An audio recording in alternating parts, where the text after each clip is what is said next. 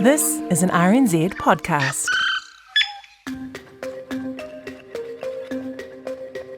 Kia ora, I'm Kadamri Raghukumar, and today on the Here Now podcast, we turn our attention to the crisis in Sudan. Since April 2023, the nation has been gripped by a brutal civil war between the Sudanese armed forces and the paramilitary group, the Rapid Support Forces, the RSF. What began as a power struggle between two generals has devolved into a horrific humanitarian crisis. Over 40,000 people have been killed and nearly 12 million people displaced in what's deemed as the world's largest humanitarian crisis. In Sudan, a struggle for power and control has people fleeing for their lives. I've been bashing the phone lines and trying to get a hold of family members, and I spent the entire weekend trying to make sure some of them moved to a more secure place. Over the past 5 years, I've made several Here Now podcast episodes on the Sudanese war. There are two options at the moment. It's either you go through Port Sudan or you go through the Egyptian border, and it's a hell of a journey with elderly and sick people there. And what's happening now is just beyond description. So we just need this to stop as soon as possible. In 2019, I spent time in Khartoum just days after President Omar al-Bashir's 30-year authoritarian regime ended and before the transitional government was put into place. I distinctly recall the sense of optimism in the streets during the revolution and people saying how it felt like a freedom festival. How did such a hopeful time, seemingly the start of a transition to democracy, turn into the unimaginable violence we're seeing now?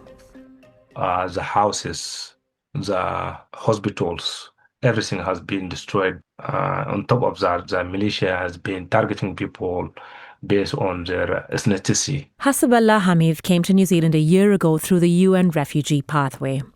He's from Darfur, where in the past few weeks, death and destruction is everywhere. On October 26th, the RSF took over Al-Fashir, the last major city of Darfur held by the Sudanese army. The RSF have killed nearly 2,000 people there, while tens of thousands are still stranded in the city as the militia seize more territory from the army in the southwest and centre. Famine has gripped the region, once a fertile part of the country known for growing food and pasture lands. So I have family. I have some of my family. They managed to survive and escape, but still some of them are missing, and we don't have any contact with them right now. We don't know what happened to them.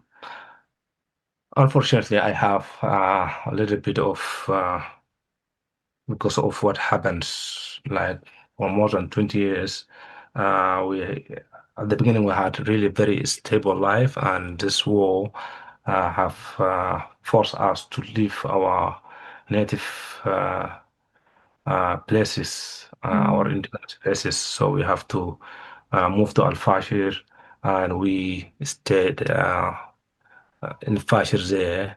And after that, situation has been really very unstable all over Sudan. That's why I had to flee the country. It's disappointing that what I have been experienced and is still going on up to date. Over the weekend, Fatima Sanusi, an activist and former refugee from Sudan, organised a solidarity rally in Auckland calling for an end to the violence. For me, being in New Zealand, not having the opportunity to see Darfur, although I'm from Darfur, is more of a reason why this work is so important to me. Right now, with everything that's happening and being away from home, it allows us to kind of understand the functionality of the way the world works, particularly my parents being forcibly displaced. More than ever now, as a Sudanese person and someone that's particularly from Darfur, I want to be able to go back home one day. I want that to be a reality of my people. The reality right now is a war they never chose. A war that some are calling a proxy war. I don't think it's RSF invasion. I think it's UAE invasion. This is what's happening is beyond civil war. What's happening is beyond tribalism.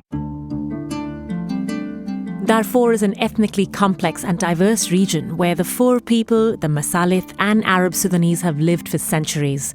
Some semi-nomadic, pastoral communities, others indigenous to those lands. Ethnic tensions between the so-called Arab and non-Arab groups have simmered for decades in these parts, but things are a lot more nuanced than just that. Sudan's vast natural resources, gold, copper, iron ore, while not the only reason, are said to be one of the major reasons this war has been prolonged and has attracted support from external players. The United Arab Emirates is widely accused of providing military support to the RSF. But the UAE denies the allegations despite evidence presented in UN reports and international media investigations. It's not fair that our people have to bear the burden of it all, meanwhile feeding the rest of the world and giving the world luxury goods at the expense of their death. The violence in Darfur, that it's not just a war. It's not a war between two generals. It's a modern-day colonial project. And I think once we start reframing the language of how we start speaking about Sudan is when we're going to see effective conflict resolution. Growing up in our own land, and also seeing the young people that don't even have the opportunities to go to school, or you wake up, you're worrying about what's going to happen to you next. My name is Izzuddin Ahmed Abdullah. I am 24 years old. And how long have you been in New Zealand? 11 years. Okay. Yeah, I've been in New Zealand for 11 years. I haven't been back home since I left. You may remember Izzuddin, or Izzy, from that clip from a Here Now episode last year, where we featured his remarkable story of going from a shy refugee kid from Sudan to teaching a class full of students performance and dance in Auckland. I'm meeting him and his mother, Kaltam Hassan, today, for whom he's translating. They are Masalith and speak the Masalith language. Their family are from Al Janina in Darfur. It's a region that's familiar with conflict. In 2003, the Darfur civil war brought extensive violence to the people of Al Janina, many of whom fled. I am glad that I get to see Darfur and also get to see Chad, and then also come and grow up in New Zealand, seeing different side of the world. But I don't know, it is tough. Yeah. And because we still have family back there, and it's hard to put in words, but yeah. It's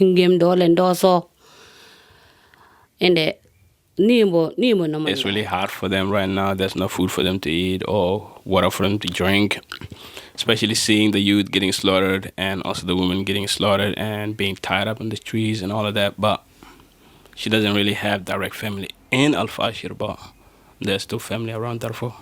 Izzy's mum recalls a peaceful childhood and past life in this region until ethnic tensions spilt over and the Janjaweed, from whom the RSF were formed, unleashed violence.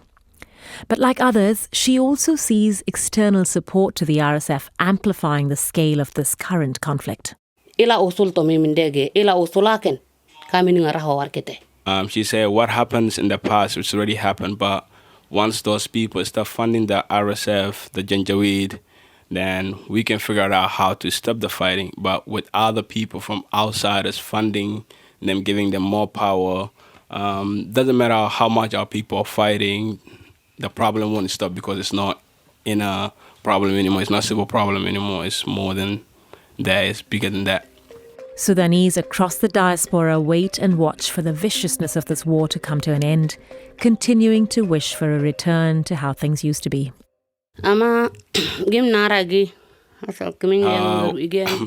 and wish for Sudan is that the Darfurians, even before their agriculture people, they always grow, and whatever they grow, that's what they eat. So people in Darfur will always support each other, no matter what it is that they're having in their house.